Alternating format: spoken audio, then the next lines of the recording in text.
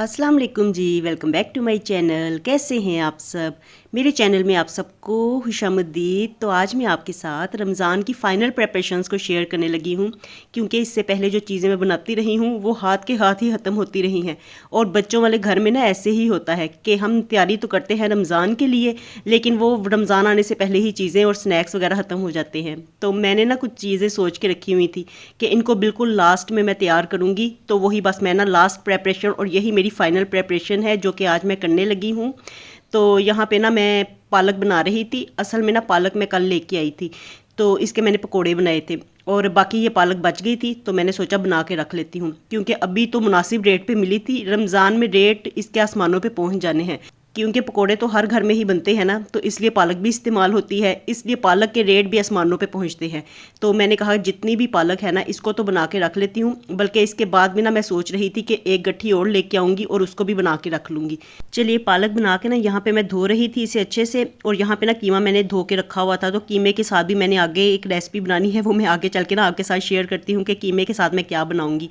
तो अभी मैं ना दोबारा से पालक धोने लगी हूँ, क्योंकि इसे मैं डुबो के अच्छी तरह से धोती हूँ। इसमें काफ़ी रेत मट्टी वगैरह होती है ना, तो इसे मैं खुले पानी के साथ डुबो डुबो के पानी में बल्कि तो धोती हूँ अच्छे से।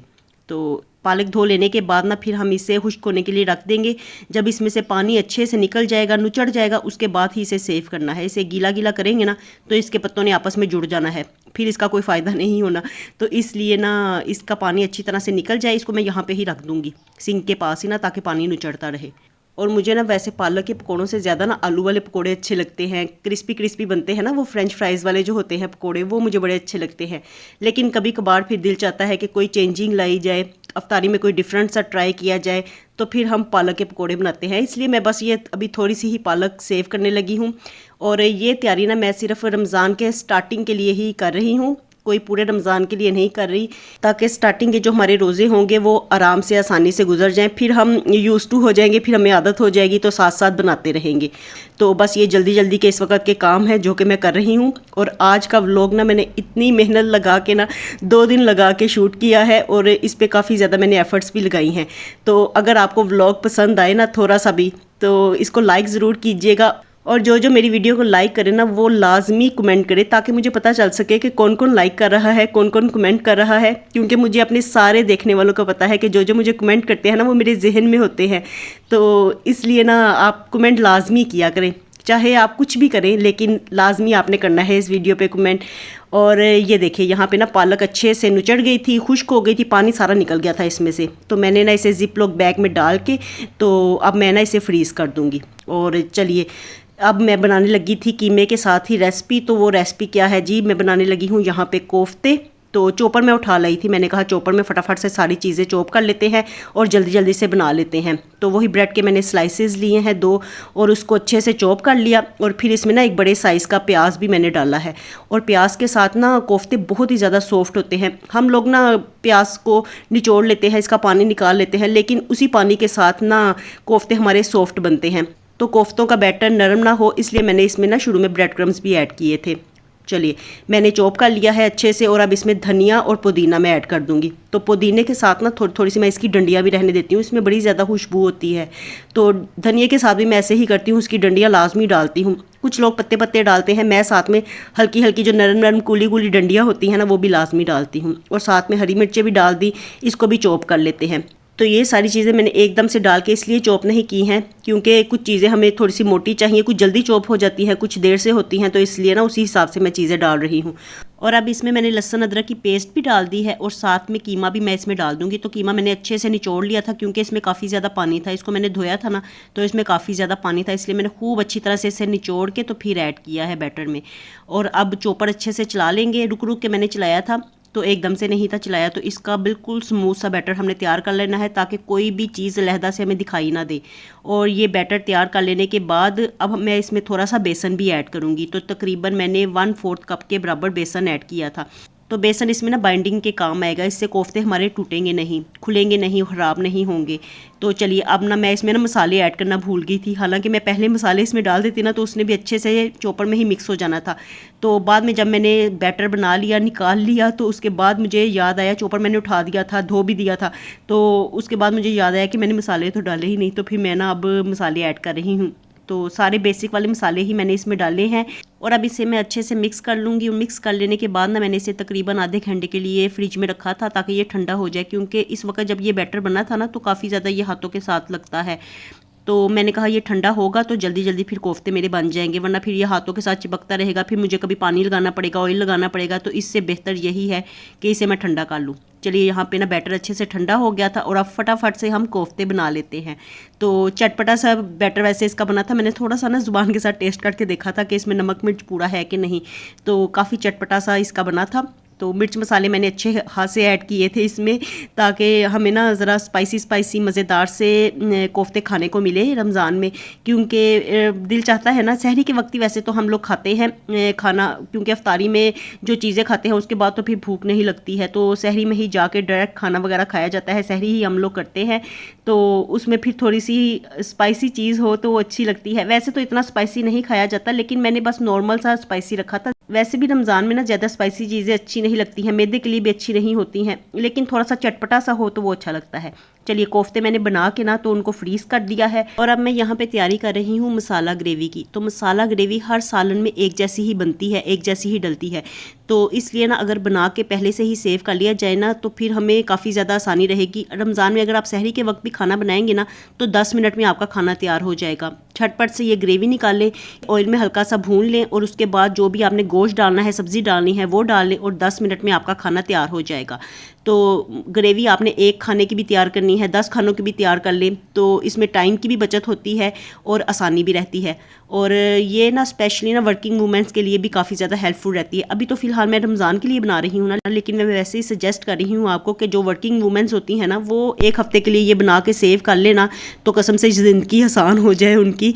तो देखिए ये ना मैंने ना प्याज कट कर लिया था, कटर के साथ मैं इसलिए कट कर रही थी कि ताकि बिल्कुल बारीक प्याज कट हो ना। और अब मैं इसे थोड़े से ऑयल में फ्राई कर लूँगी। ऑयल मैंने बिल्कुल थोड़ा सा ही डाला था, तो बाद में भी ऑयल तो ऐड किया जा सकता है, खानों में कोई इतना मसला नहीं होता। तो प्याज को बस हल्का सा कच्चा पक्का ही करना है हमने, ट्रांसपेरेंट होने तक ही हमने इसको फ्राई करना था। और उसके बाद मैंने इसमें लहसुन अदरक की पेस्ट भी डाल दी है। तकरीबन मैं ये यहाँ पे ना आधा किलो प्याज के साथ ये बना रही थी ग्रेवी, और उसी हिसाब से ही मैंने लहसुन अदरक की पेस्ट भी डाली है। 3 to 4 टेबल स्पून के बराबर मैंने डाली थी। तो ये तकरीबन एक हफ़्ते के लिए हमारी ग्रेवी तैयार हो जाएगी और उसी हिसाब से मैं इसमें चीज़ें डाल रही हूँ। तो आधा किलो प्याज से आधा किलो ही मैंने टमाटर ले लिए और टमाटर ना हाफ़ कट करके तो मैंने इसमें डाल दिए हैं, क्योंकि इसके बाद में छिलका उतारने में आसानी रहेगी। अगर छोटे छोटे मैं टुकड़े करती ना फिर तो मैं सालन में छिलके ही ढूंढती रह जाती, ग्रेवी में से छिलके ढूंढने ही मेरे लिए मुश्किल हो जाते। तो इसलिए ना मैंने हाफ़ कट करके डाले हैं टमाटर, तो एक ही दफ़ा में ना छिलका इसका उतर जाएगा। और फिर ना थोड़ा सा पानी डाल के तो इसको ढक के पकने के लिए रख देंगे। और तकरीबन ये 4 से 5 मिनट पके थे और उसके बाद ना ये देखिए छिलका कितनी आसानी से उतर रहा है ना। तो बस ये छिलके सारे उतार लेने के बाद इसको मैं थोड़ी देर 3 से 4 मिनट मज़ीद पकाऊंगी, ताकि जो इसमें टमाटरों का पानी निकला है और जो हमने मज़ीद पानी ऐड किया है वो थोड़ा सा खुश्क हो जाए। बिल्कुल भी पानी खुश्क नहीं करना, क्योंकि बाद में जब हम इसे ब्लेंड करेंगे तो फिर ब्लेंड करने के लिए भी पानी डालना पड़ेगा, तो इसलिए इसे हल्का हल्का ना इसमें पानी रखना है।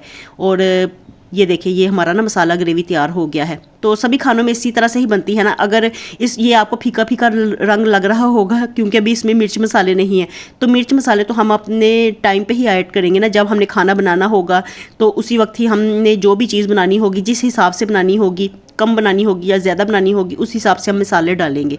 तो बस जस्ट इसी तरह से ना कच्चा पक्का करके ना मसाला हम लोग रख लेंगे। और मसाला रखने के लिए सबसे पहले हम इसे ब्लेंड कर लेंगे। इसकी बिल्कुल स्मूथ सी पेस्ट हमने तैयार कर लेनी है, ये ज़रा सी भी मोटी ना हो और बड़ी शाइनी इसकी ना सिल्की सिल्की मुलायम पेस्ट तैयार होती है। तो ये देखिए सारा ही बैटर उठा के मैंने ब्लेंडर जग में डाल दिया है, क्योंकि मैंने आपको बताया ना ये मैं सिर्फ ना एक हफ़्ते के लिए ही तैयार कर रही हूँ। और वैसे तो फ्रेश ग्रेवी ही मैं बनाती हूँ, लेकिन कभी कभार कभी जब देर हो गई हो, सहरी में आपने कुछ बनाया ना हो, कुछ बनाने को दिल चाह रहा हो और आपके पास टाइम भी कम हो, तो उस वक्त ना ये चीज़ें फिर हेल्पफुल रहती हैं आपके लिए। और देखिए कितनी मुलायम ग्रेवी सिल्की सिल्की तैयार हो गई है। तो बस मैंने यहाँ पे ले लिए थे कप केक के मोल्ड और इसी में ही डाल के तो मैं रख लूँगी, इसे फ्रीज़ कर दूँगी। और ये मोल्ड मैंने इसलिए रखे हुए हैं क्योंकि इसमें मैं जो भी चीज़ बनाती हूँ डालती हूँ उसे फ्रीज़ करती हूँ तो आसानी रहती है, मेरे लिए निकालने में आसानी रहती है ना। इस तरह से ये एक क्यूब हम डालेंगे ना तो हमारा खाना तैयार हो जाएगा। एक डाल लें, 2 डाल लें, आपको ना आपका हाथ सेट हो जाएगा। जब आप एक दफ़ा से खाना बनाएंगे ना तो आपको पता चल जाएगा कि हमारे खाने के लिए कितनी ग्रेवी मुनासिब रहेगी। तो फिर बाद में जब आप फ्यूचर में ये ग्रेवी बनाएंगे तो फिर आपको आइडिया हो जाएगा कि हमने सालन में इतनी ग्रेवी डालनी है और इतने क्यूब डालने हैं। तो इस हिसाब से ना हम इसे मैनेज करते हैं। चलिए, ये सारी ग्रेवी मैंने मोल्ड्स में डाल के तो इसे फ्रीज़ कर दिया है। वो जम जाए तो उसके बाद फिर हम उसे सेव करते हैं। और यहाँ पे अब मैं तैयारी कर रही हूँ रोल की। तो रोल तो लाजमी है ना, अफ्तारी में रोल समोसे ना हो तो फिर अफ्तारी का मज़ा नहीं आता है। तो मेरे पास ना आज चिकन नहीं था, बस ये घर में से ही मैंने पैकेट निकाला है। और ये मैंने ना गर्दने पर पिंजर वगैरह सेव किए होते हैं, तो इसके मैं कभी कभार फिर चावल बना लेती हूँ। नॉर्मल कढ़ाई बनाते हुए मैं ये गर्दने पर पिंजर वगैरह नहीं डालती हूँ, तो इसको मैं निकाल लेती हूँ। कभी दाल बनाती हूँ उसमें ये ऐड कर देती हूँ, छोटे छोटे पैकेट बना के मैं रख लेती हूँ। तो आज ना मेरे पास यही थे बस घर में, तो मैंने कहा चलो इसी के साथ ही अपना गुजारा चलाते हैं। अब बाज़ार जाती ना मैं तो फिर टाइम इतना लग जाना था, और घर में भी इतना ज़्यादा ये मैस होया हुआ था ना, चीज़ें इधर उधर बिखरी हुई पड़ी हुई थी।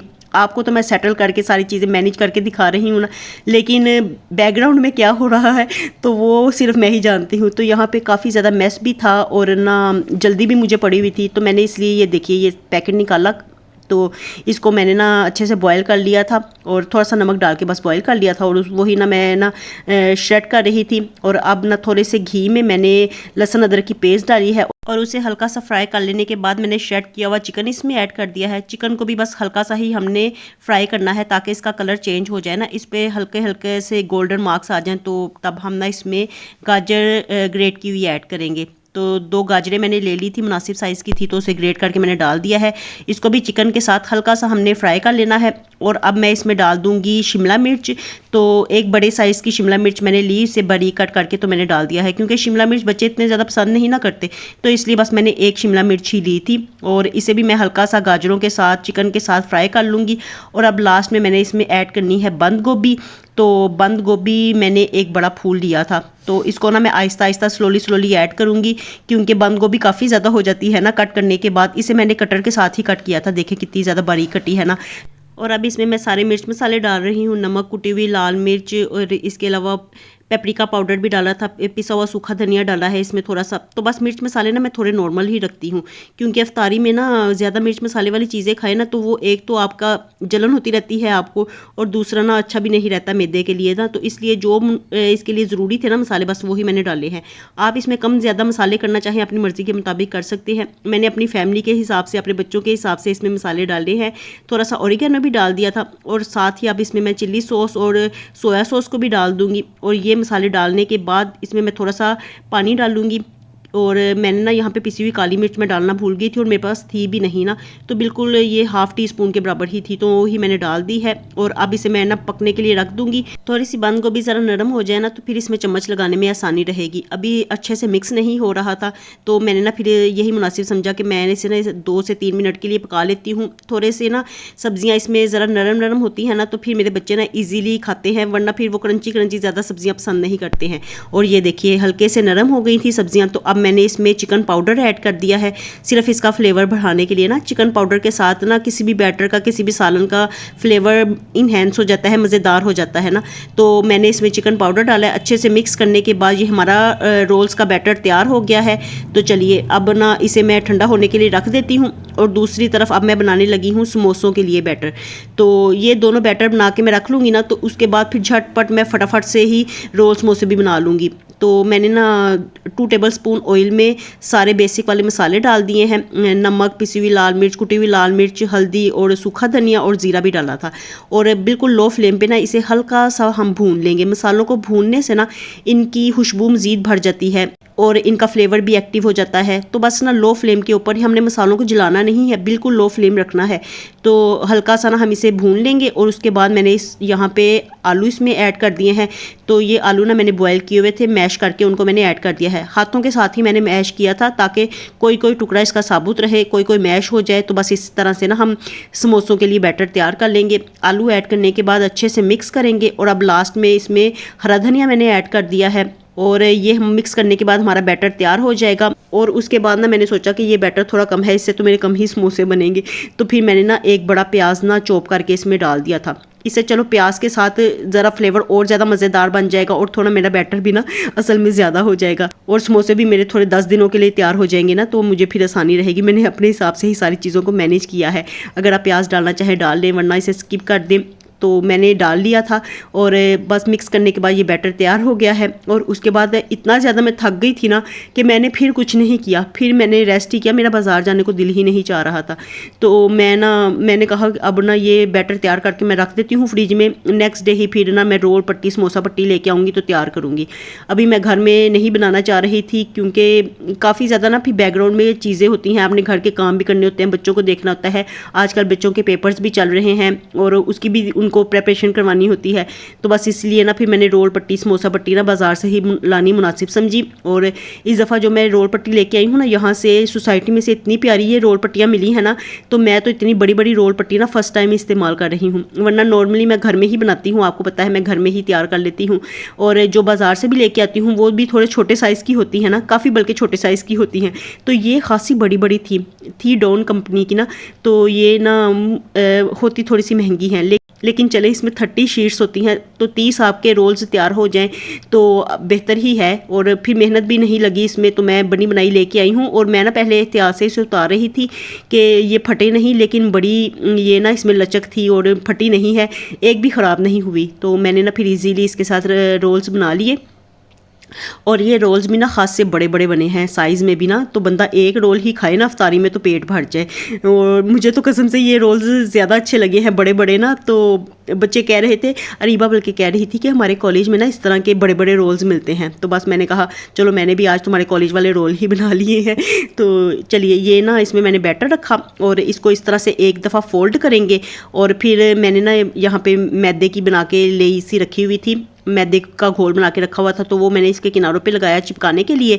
और फिर इसके साइडों वाले किनारों को हम फोल्ड करके तो इसको बस गोल गोल घुमा लेना है। कोई इतना मुश्किल नहीं होता रोल्स बनाना, तो इजीली बन जाते हैं। बस एक दफ़ा आपके हाथ सेट होने की देर है, फिर तो झटपट आप रोल हों समोसे हों आप फटाफट से तैयार कर लेते हैं। तो टाइम नहीं लगता, बस थोड़ी सी एफ़र्ट्स आपकी लगती हैं। और अगर आप फिर ये सारी चीज़ें अकेले कर रहे हों तो फिर आपको पता है थोड़ा थक भी जाते हैं ना, आप इंसान हैं, हम लोग भी तो थक भी जाते हैं। तो इसलिए ना मैं फिर रुक के ना 2 दिनों में मैंने ये व्लॉग शूट किया है। और देखिए माशाल्लाह कितने अच्छे लग रहे हैं ना, मुझे तो अभी भी बड़े अच्छे लगे। मैंने फ्राई कोई नहीं था किया, मैंने कहा एक दफ़ा मैंने फ्राई किए ना फिर बच्चों ने शुरू हो जाना है, फिर ये मेरे रमज़ान से पहले 2-3 दिनों में ख़त्म हो जाने हैं। तो इसलिए ना मैंने बनाते साथ इनको ना फ़ौरन से मैं ना फ्रीज़ कर रही थी कि बाद में मैं फिर इनको सेव करूँ ना तो थोड़ा सा ये अपनी शक्ल को पकड़ ले, ये ना हो कि आपस में चिपकते हों और फिर जब हम इन्हें लहदा करें तो ये फटते हों। तो इसलिए ना इनको हम इसी तरह से बना के ट्रे में रख के तो फ्रीज़ कर देंगे। और जब ये अच्छे से जम जाएंगे, बल्कि मैंने ना इनको तकरीबन 2 से 3 घंटों के लिए ही किया था, मेरे पास इतना टाइम नहीं था, वीडियो मैंने कंप्लीट करनी थी, तो इसलिए 2 घंटों के लिए ही मैंने इन्हें फ्रीज़ किया। और जब ये थोड़े से ठंडे हो गए थे, इन्होंने अपनी शक्ल पकड़ ली थी, तो बस उसके बाद फिर मैंने इन्हें सेव किया था। चलिए ये देखिए माशाल्लाह काफ़ी ज़्यादा रोल्स बन गए हैं ना, तो जितना बैटर था ना उसके हिसाब से ही मैंने रोल्स बनाए हैं। और अभी मेरी कितनी ज़्यादा ना पट्टियाँ बच गई थी, तो मैंने वो सोचा कि चलो फिर मैं वो अपने कुकिंग चैनल पे इस्तेमाल कर लूँगी, वो भी बना के रख लूँगी और फिर काफ़ी आसानी हो जाएगी। और उसके बाद ये देखिए समोसा पट्टी भी मैं लेके आई हूँ, तो यहाँ से सोसाइटी में से मुझे लगता है काफ़ी ज़्यादा ही अच्छी रोल पट्टी समोसा पट्टी मिल गई है ना मुझे। और इतनी आसानी से ये उतर रही थी ना कि मैं जो लेके आती होती हूँ ना हर साल हमेशा से ही, तो उनको खींच के उतारना पड़ता है, कोई ख़राब निकलती है, कोई फटी हुई निकलती है, कोई टूटी हुई निकलती है। लेकिन ये बिल्कुल हर पट्टी बिल्कुल साबुत थी और इतना इजीली रिमूव हो रही थी ना कि मैं तो बस फ़ैन हो गई हूँ इन पट्टियों की। और चलिए ये भी ना इसमें भी काफ़ी ज़्यादा समोसा पट्टी थी, तो अब ना ये तो मुनासिब ही मिल गई थी, इसकी कोई कीमत इतनी ज़्यादा नहीं थी। रोल पट्टी मुझे 450 की मिली थी और ये तकरीबन 180 की मिली थी। तो इसलिए ना फिर चले आसानी है तो वही काम करने चाहिए जिसमें आपको आसानी लगे। और ये देखिए ये समोसा भी मैंने बना लिया है, बल्कि समोसा नहीं समोसे मैं बना रही हूँ और काफ़ी ज़्यादा ही यहाँ पे बन जाएंगे। तो चलिए ये भी समोसे भी बना के तो बस इन्हें जल्दी जल्दी से फ्रीज़ कर देते हैं। और फ्रीज़ बस 2-3 घंटों के लिए ही करेंगे, उसके बाद इनको फिर सेव करेंगे। और अब ना ये मैं किन्नू लेके आई हुई थी, तो ये बस छोटे साइज़ के जो किन्नू होते हैं ना, खट्टे मीठे होते हैं, तो ये मुझे बड़े ज़्यादा मज़ेदार लगते हैं। और मुर्तज़ा भी ना बहुत ज़्यादा बड़ा फ़ैन है किन्नुओं का, तो वो बड़ी जल्दी ना जब भी घर में आते हैं ना तो वो बड़ी शौक से खाता है, जल्दी ख़त्म भी कर देता है। तो मैं ना काफ़ी ज़्यादा ही फिर लेके आती हूँ, उसे पसंद है ना, तो मैं फिर जब भी देखती हूँ ना तो मैं फिर ले आती हूँ। और अब ना काफ़ी ज़्यादा पड़े हुए थे घर में, तो मैंने कहा चलो इनको ना सेव कर लेते हैं। ये रमज़ान में जब हम चाट बनाएंगे ना तो उसमें डल जाएंगे तो फिर मज़े के लगेंगे। और इनको सेव करने का तरीका ये है कि पहले तो मैं इनका रस निकाल लूँगी, और इससे पहले ज़रूरी है कि हम इसे कट कर लें। तो बस मैं हाफ़ कट करती जाऊँगी, इसका रस निकाल लेना है। तो रस चाहे आप हाथ से निकालें, मशीन से निकालें, जिससे मर्ज़ी निकालें, बस इसका आपने ना रस निकाल लेना है। और उसके बाद ना हम इसे ना क्यूब्स ट्रे में डाल के तो इसे फ्रीज़ कर देंगे। ये जम जाए तो फिर ना हम जब भी चाट बनाएंगे ना तो उसमें एक क्यूब डाल लें आप, तो आपके लिए आसानी रहेगी। और ये पता है आपको रमज़ान में कितने ज़्यादा फलों के रेट हाई हो जाएंगे, अभी तो आपको मुनासिब रेट पे मिल रहे हैं ना, तो यही आपको जो छोटे छोटे से किन्नू होंगे ना, इनका रेट आसमान पे पहुंचा होगा। तो इसलिए ज़रूरी है कि आप ना अभी से लेके ना तो इनको इस तरह से इनका रस निकाल के तो फ्रीज़ कर लीजिए, तो आपके लिए आसानी भी रहेगी। चटपटी सी मज़ेदार सी खट्टी मीठी सी चाट खाने को मिलेगी रमज़ान में, तो मज़ा आएगा ना आपको फिर। तो चलिए ये मैंने ना सेव कर लिया है, इसको मैं फ्रीज़ कर आई हूँ। और उसके बाद अब बाकी की चीज़ें देखते हैं जो कि अच्छे से जम गई थी। और बस मैं अब बारी बारी ना इन चीज़ों को निकालती जाऊँगी और इन्हें ना जिप लॉक बैग में डाल के तो फ्रीज़ कर दूँगी। तो ये फिर रमज़ान के स्टार्टिंग के जो रोज़े होंगे हमारे, वो आराम से सुकून से गुजर जाएंगे। उसमें ज़्यादा हमें कोई काम वगैरह नहीं करना पड़ेगा, बल्कि टाइम की भी बचत हो जाएगी और कुछ चीज़ें बनी बनाई इस तरह से निकल आएंगी। और ये देखिए ये सारी चीज़ें तैयार हो गई हैं, तो बस अब मैं ना इनको रखती जा रही हूँ। तो बस ये जो मैंने रमज़ान के शुरू के रोज़ों के लिए तैयारियां की हैं ना, तो ये इसलिए की हैं कि हमारे शुरू के रोज़े आसानी से गुजरें, इसमें मुझे ज़्यादा खपना ना पड़े, मेहनत ना ज़्यादा करनी पड़े, और मेरा ज़्यादा टाइम किचन में भी ना गुजरे। ऐसा ना हो कि बस रोज़ा रख के तो सारा दिन मैं किचन में ही घुसी रहूँ और कुकिंग ही करती रहूँ, बनाती रहूँ, अफ्तारी के लिए तैयारी करती रहूँ। क्योंकि अगर अफ्तारी में हम नॉर्मली हम रोटी के साथ भी खोल लिया करते हैं, लेकिन अगर फिर स्टार्टिंग के जो शुरू के रोज़े होते हैं तो बच्चों को एक ख़ास किस्म का शौक़ भी होता है कि रोज़े हैं तो इफ्तारी हम करेंगे। तो इस तरह से ना उनमें रोज़ा रखने का भी शौक़ पैदा होता है कि चलो इसी शौक़ में ना वो कि हमें रंग बिरंगी चीज़ें खाने को मिलेंगी, तो इसी शौक़ में वो फिर रोज़ा भी रखते हैं कि चलो मिलके बैठ के हम इफ्तारी भी करेंगे। फिर बच्चों का शौक़ भी होता है ना कि हम आज इफ्तारी में कुछ नहीं बनाएंगे, क्या बनाएंगे। तो बस ये स्नैक्स बच्चों को पसंद भी होते हैं, तो इसलिए बस ये थोड़ी बहुत चीज़ें मैंने तैयार की हैं कि ख़ुद को अपने आप को आसानी देने के लिए। और चलिए यहाँ पे सारी चीज़ें मैंने डाल दी थी जिप लॉक बैग में, और माशाल्लाह अल्हम्दुलिल्लाह काफ़ी कुछ ही तैयार हो गया है। तो अल्लाह ताला हम सब के रोज़ों को कबूल फरमाए, हम सब की एफ़र्ट्स को, हम सब की कोशिशों को और हम सब के नियतों को कबूल करे। जो हमारी नियतें साफ़ हैं, हम साफ़ नियतों के साथ अपने आप को, अपने काम को चला रहे हैं, तो अल्लाह ताला हमारे लिए आसानियाँ करें, हर काम में हमारे लिए आसानियाँ हों, हमारे रोज़े कबूल करें, हमारी इबादत को कबूल करें। और चलिए जी, आप लोग भी मुझे अपनी दुआ में ज़रूर याद रखिएगा। अल्लाह ताला सबको आसानियाँ दे, सबके लिए साथ आसानियों वाले मामलात हों। और मुझे दीजिए इजाज़त, व्लॉग को लाइक करना मत भूलिएगा। मिलती हूँ आपसे दोबारा नए व्लॉग के साथ। खुश रहिए जी, आबाद रहिए, अपना बहुत सा ख्याल रखिएगा। अल्लाह हाफिज़।